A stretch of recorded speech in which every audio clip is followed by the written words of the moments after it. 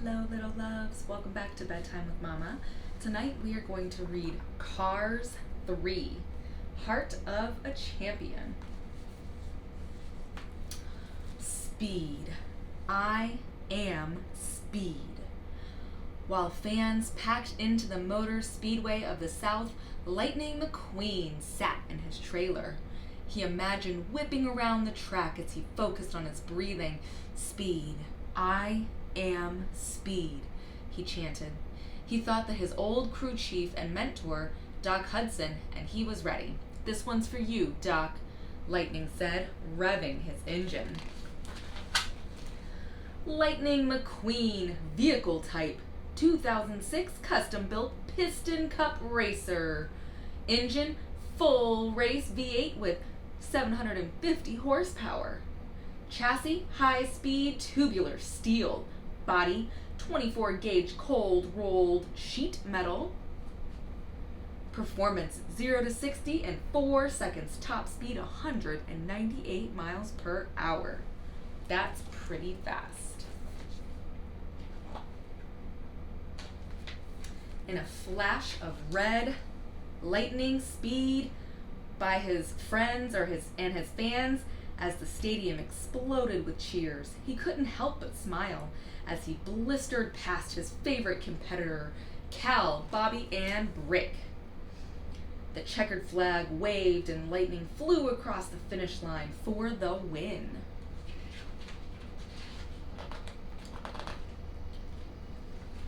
After the race, Lightning met with Cal Weathers, sponsor for Dex Dynaco.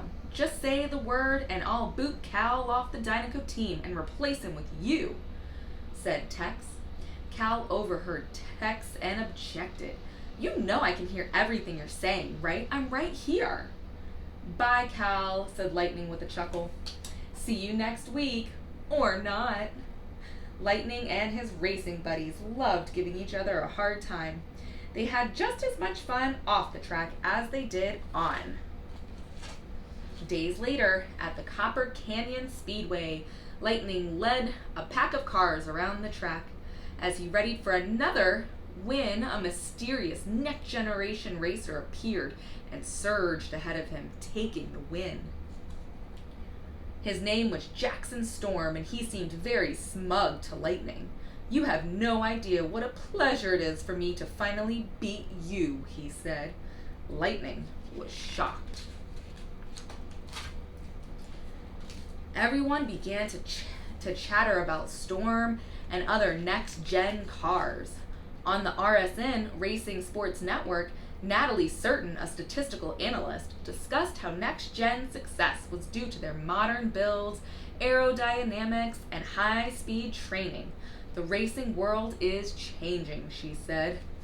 Lower center of gravity, optimized drivetrain, aerodynamic profile. Jackson Storm, vehicle type 2017 custom built next generation Piston Cup Racer. Engine, maximum performance V8 with 150 horsepower.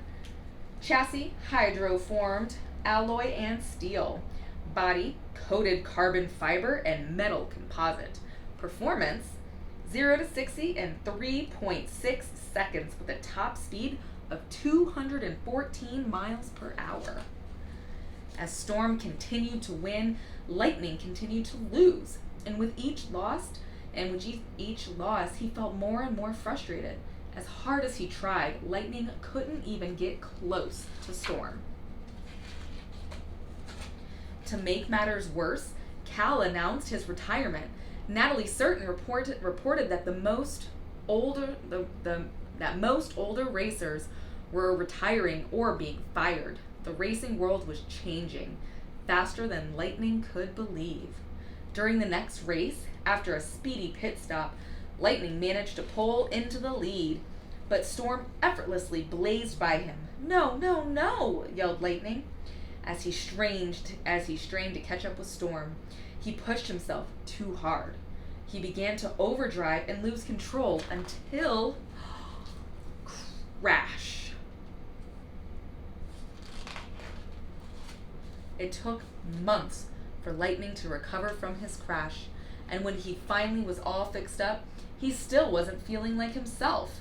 Painted in gray primer, he holed himself up in Doc Hudson's garage, watching footage of the fabulous Hudson Hornet career-ending crash.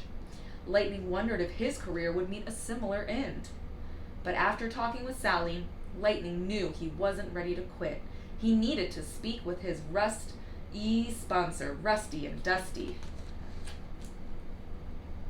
Surrounded by the Radiator Springs gang, Lightning spoke to Rusty and Dusty on the phone.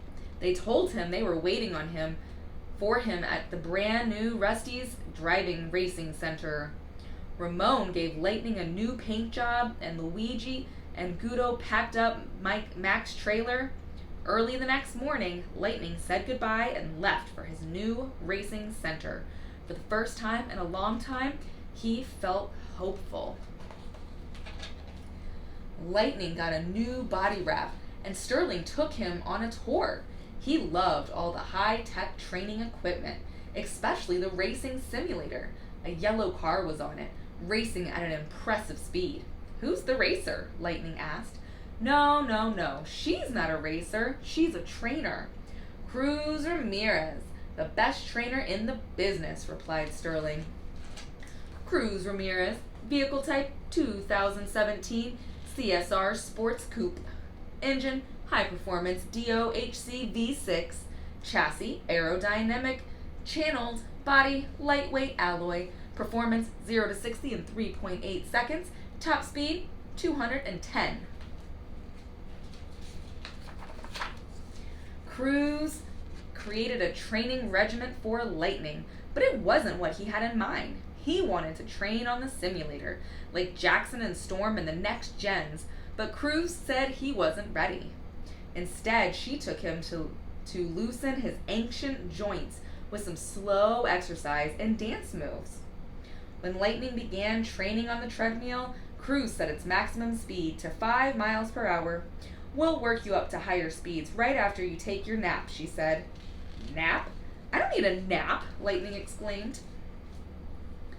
Lightning spotted someone leaving the simulator and rushed to get on it. Wheel restraints clicked into place and a computerized voice prompted him to begin. Sterling watched as Lightning hit virtual walls and cars, causing complete mayhem. Then he freed himself from the restraints and went crashing through the simulator screen. Sterling told Lightning he was pulling him from the Florida 500, the first race of the Piston Cup season. Lightning begged for another chance. "I'll train like I did with Doc," he said. "I'll get my tires dirty on every dirt track from here to Florida." Sterling agreed under one condition. If Lightning lost, he would retire and support Sterling's plan to sell Lightning McQueen branded products. Sterling also told Lightning, "You're taking someone with you." Cruz ended up being that someone. She followed Lightning out to Fireball Beach. What legendary racers like Doc had raced. Lightning couldn't wait to test his speed on the sand. There was one problem. Cruz could only track his speed by racing alongside him, and she had never raced on the beach before. She kept getting stuck in the sand. Throughout the day, Lightning gave her racing tips, but it wasn't until dusk when she finally was able to keep up. "You topped out at 198, Cruz said, disappointed. As they headed back, Lightning saw a sign for Thunder Hollow and brightened. "That's what I need," he said, "to race against actual racers." Disguised with mud, Lightning entered the race at Thunder Hollow Speedway as Chester Whipplefilter. Cruz went undercover as Frances Beltline, so she could track Lightning's speed. As the other racers were introduced to the rowdy crowd, Lightning and Cruz realized they had entered the Thunder Hollow Crazy 8 Demolition Derby, and there was no escape. They were locked inside.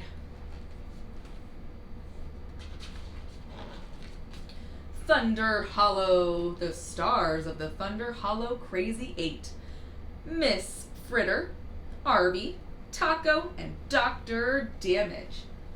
Thunder Hollow Speedway is a quarter-mile dirt track that has hosted some of the greats, including fabulous Hudson Hornet. But once a week on family night, Thunder Hollow is transformed into a demolition derby track for the Crazy 8 race. Chaos immediately overtook the track as cars cracked and smashed into each other from every direction. Lightning managed to navigate safely around all of the obstacles and demolition racers trying to ram him. But Cruz was petrified. She hid behind some tires until Lightning gave her a push and told her to keep moving. When she had trouble steering in the mud, Lightning yelled, "Turn right to go left!" Then Miss Fritter, a terrifying school bus, sped towards Cruz, ready to crush her. Lightning swooped in and pushed Cruz out of the way. Miss Fritter sped past both of them, losing control, and landed on her side. As she struggled to right herself, Lightning frantically tried to get some traction in the mud to get away. Now he was in the crosshairs of Miss Fritter. The enraged school bus came barreling towards Lightning. Seconds before impact, Lightning spun around and scattered a pile of tires that sent Miss Fritter flying right into her own billboard. The last car racing was Cruz. That meant she was the Crazy 8 winner. She was also so thrilled about her win that she accidentally bumped into Mr. Drippy, the water truck, causing his spout to fly off. Water sprayed everywhere, washing Lightning's mud disguise away. Photographers quickly snapped shots before Lightning and his crew escaped. Inside Mac's trailer, Lightning was furious with Cruz. "I can't get any faster because I'm too busy taking care of my trainer," he yelled. He reminded Cruz that the race in Florida was his last chance. "If I lose, I'll never get to do this again. If you were a racer, you'd know what I was talking about." Cruz ordered Mac to pull over. "I've wanted to become a racer forever," she said. "Because of you," she told Lightning that when she got her own chance to compete in a race, she felt she could never measure up to other racers. "I didn't belong," she said. "I just left." Moments later, Cruz rolled away, leaving Lightning alone. That night, Lightning had a video call with Mater. When Lightning mentioned he wished he could talk to Doc, Mater gave him an idea. Lightning may not be able to talk to Doc, but he could talk to Doc's trainer. "I gotta go to Thomasville," said Lightning. Lightning caught up with Cruz and apologized for yelling. He then convinced her to join him. When they arrived at Thomasville Speedway, the home of the fabulous Hudson Hornet, they stood in awe. Lightning and Cruz took a lap together, whipping around and pushing each other to go faster and faster.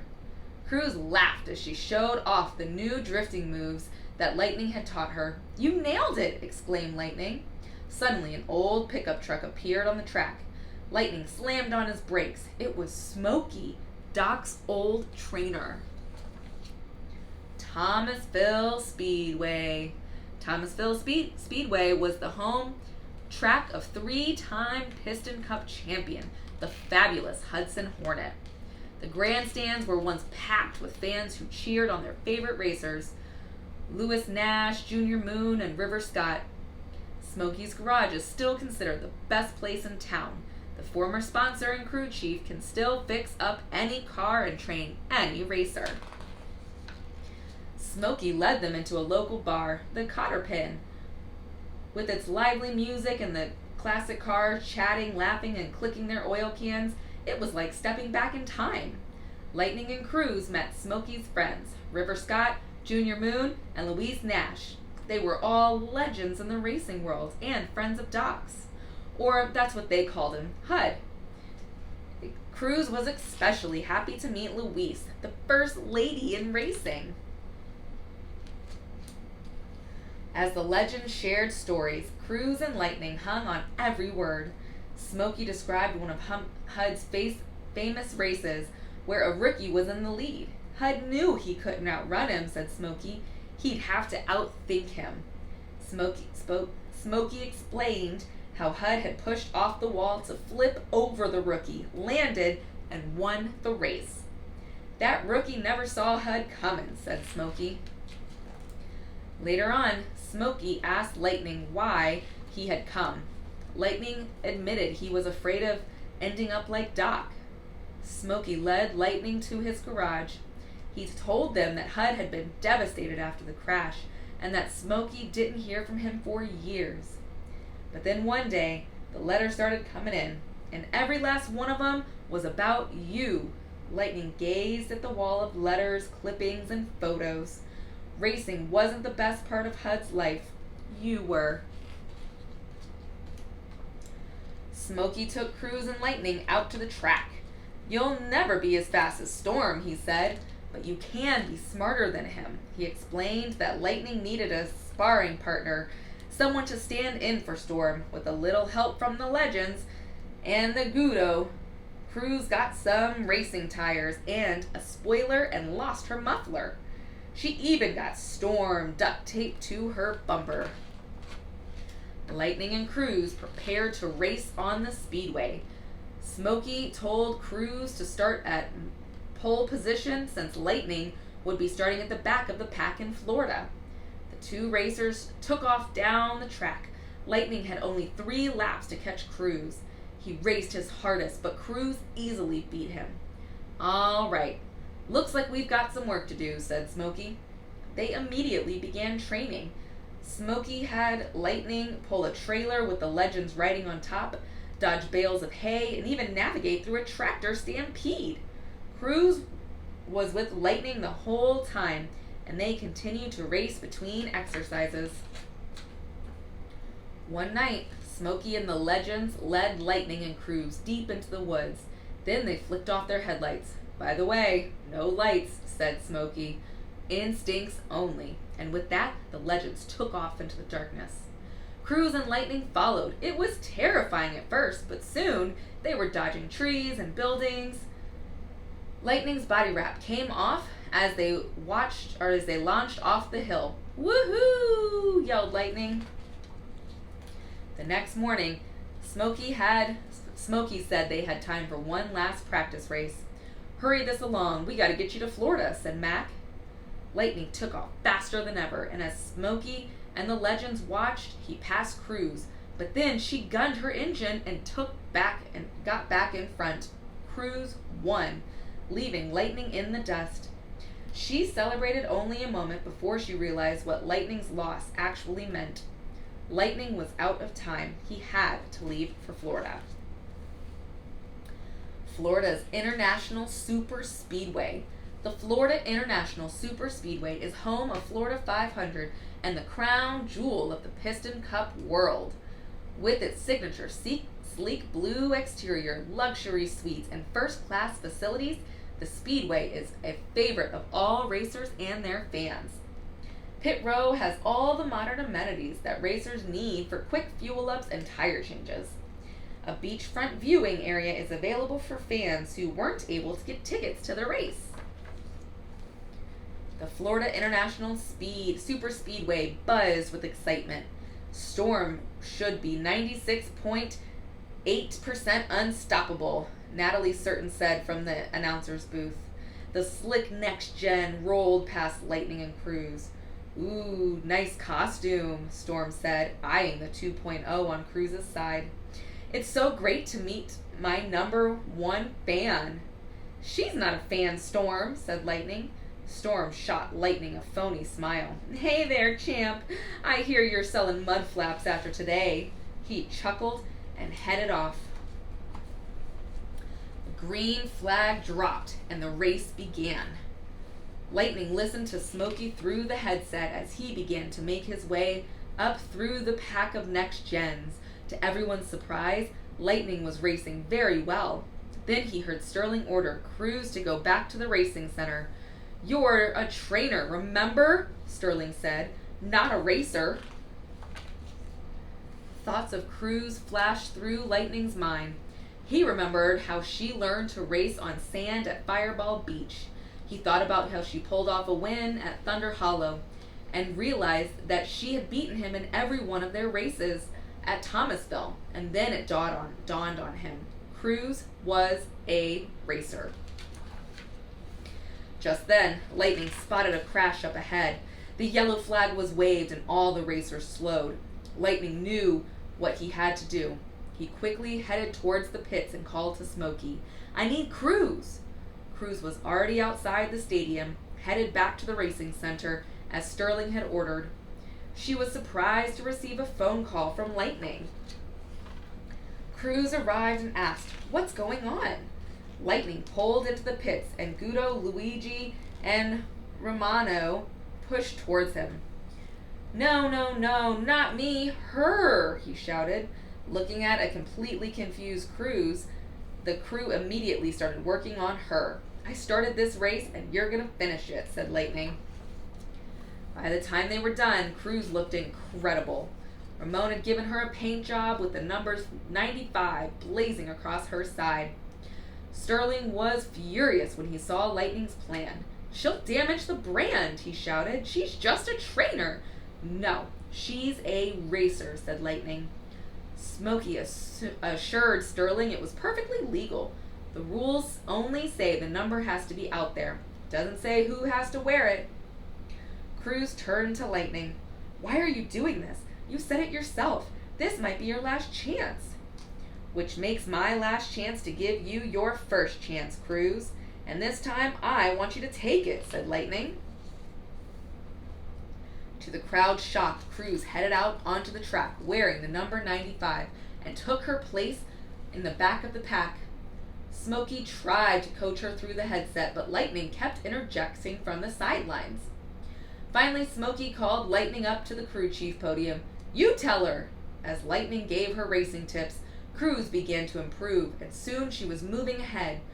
When he told her to visualize the racers as tractors, she found a gap and sailed right through. The announcers scrambled as they tried to make sense of Cruz's performance on the track. "I have no stats on her," cried Natalie Certain. With Lightning's guidance, Cruz moved further and further towards the head of the pack.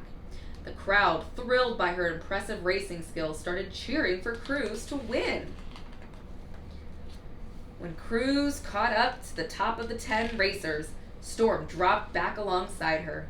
"Don't listen to him, Cruz," warned Lightning. Storm made fun of her and told her that she didn't deserve to be on the track. "You can play dress up all you want," he said, "but you'll never be one of us." Then he took off. "He's in my head," said Cruz, slowing. "You've got into his head," Lightning said. He explained that Storm wouldn't have done that if she hadn't scared him. With that, Cruz smiled and dashed ahead. Storm was shocked when Cruz showed up behind him. He tried to shake her off as she tried to pass him on his right.